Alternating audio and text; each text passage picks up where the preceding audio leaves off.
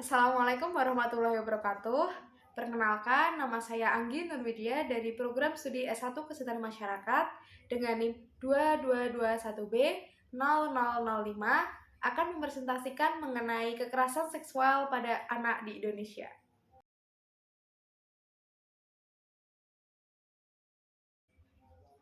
Pengertian mengenai kekerasan seksual itu sendiri adalah keterlibatan seorang anak dalam segala bentuk aktivitas seksual yang terjadi sebelum anak mencapai batas usia tertentu, di mana orang dewasa, anak lain yang usianya lebih tua, atau orang yang dianggap memiliki pengetahuan lebih memanfaatkan anak tersebut untuk kesenangan seksual atau aktivitas seksual.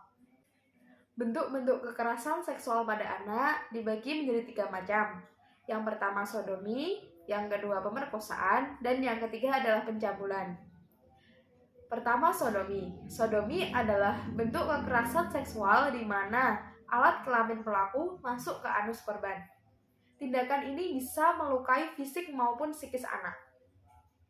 Yang kedua pemerkosaan.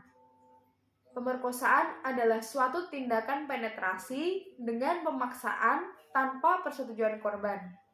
Bentuk kekerasan ini mengakibatkan cedera fisik serta trauma emosional dan psikologis pada anak. Dan yang terakhir adalah pencabulan.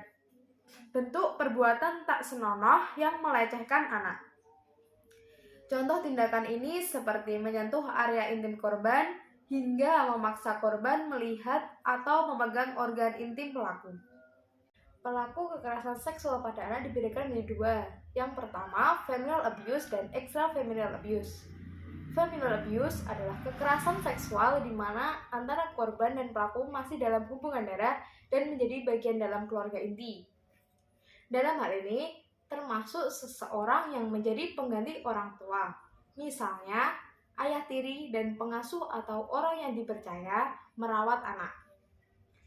Yang kedua, extrafamilial abuse adalah kekerasan yang dilakukan oleh orang lain di luar keluarga korban. Pelaku biasanya orang dewasa yang dikenal oleh sang anak dan sudah membangun relasi dengan anak. Ada banyak penyebab kekerasan seksual pada anak. Di antaranya yaitu 1. Pengaruh pornografi, 2. Mengalami masalah mental atau memiliki histori pernah menjadi korban, 3. Kemiskinan, 4. Pengasuhan dan perlindungan orang tua yang tidak maksimal, dan kekurangnya pengetahuan mengenai pelecehan seksual. Ada banyak tanda-tanda kekerasan seksual pada anak yang sudah menjadi korban. Di antaranya 1. Menunjukkan pengetahuan atau perilaku seksual yang melampaui usianya, aneh atau tak biasa. 2. Menarik diri dari keluarga maupun teman. 3. Menjauh dari orang tertentu. 4. Sulit berkonsentrasi dalam belajar. 5. Perubahan suasana hati dan nafsu makan. 6. Memiliki penyakit menular seksual. Contoh kekerasan seksual pada anak. Ada banyak sekali contoh kekerasan seksual pada anak. Di antaranya 1. Aktivitas seksual tanpa penetrasi, seperti menyentuh bagian luar pakaian, mencium, dan masturbasi. Yang kedua, menonton pornografi di depan anak atau meminta anak menonton tindakan tersebut. Yang ketiga, memaksa atau membujuk anak membuka pakaian. Yang keempat, menunjukkan alat kelamin seseorang pada anak. Dan yang kelima, mendorong anak untuk berperilaku tidak pantas secara seksual. Kekerasan seksual sangat berdampak pada tumbuh kembang anak. Dalam hal ini, dampak kekerasan seksual pada anak dibedakan menjadi 2 waktu, yaitu dalam waktu jangka pendek dan waktu jangka panjang. Dalam jangka pendek, seseorang anak dapat mengalami masalah kesehatan, infeksi menular seksual, dan kehamilan yang tidak diinginkan. Dalam jangka waktu panjang, seseorang anak dapat mengalami depresi, kecemasan, gangguan makan, gangguan stres pasca trauma atau PTSD, dan fobia pada hubungan seks atau terbiasa dengan kekerasan sebelum melakukan hubungan seks. Cara mencegah kekerasan seksual pada anak. Yang pertama, menjalin komunikasi yang baik dengan anak. Yang kedua, memberikan edukasi seks pada anak. Yang ketiga, melakukan deteksi dini. Dan yang keempat, mengajarkan anak untuk membuat batasan.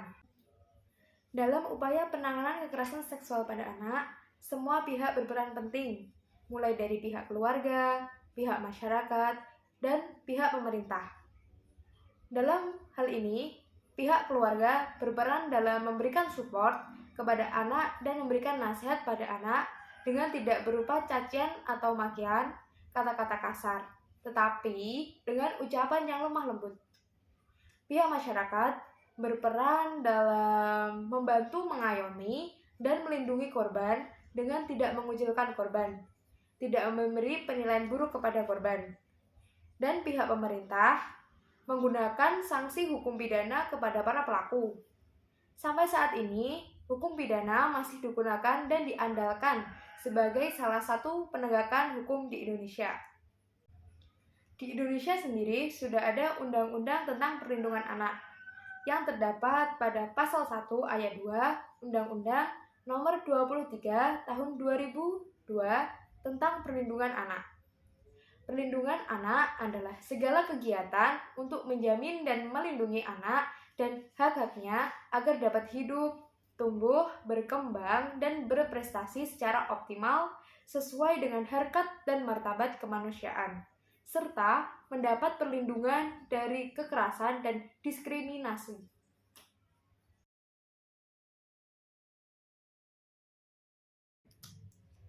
Sekian presentasi yang dapat saya sampaikan. Apabila ada kekurangan baik dari kata maupun materi yang kurang lengkap, saya ucapkan maaf yang sebesar-besarnya. Terima kasih saya sampaikan. Wassalamualaikum warahmatullahi wabarakatuh.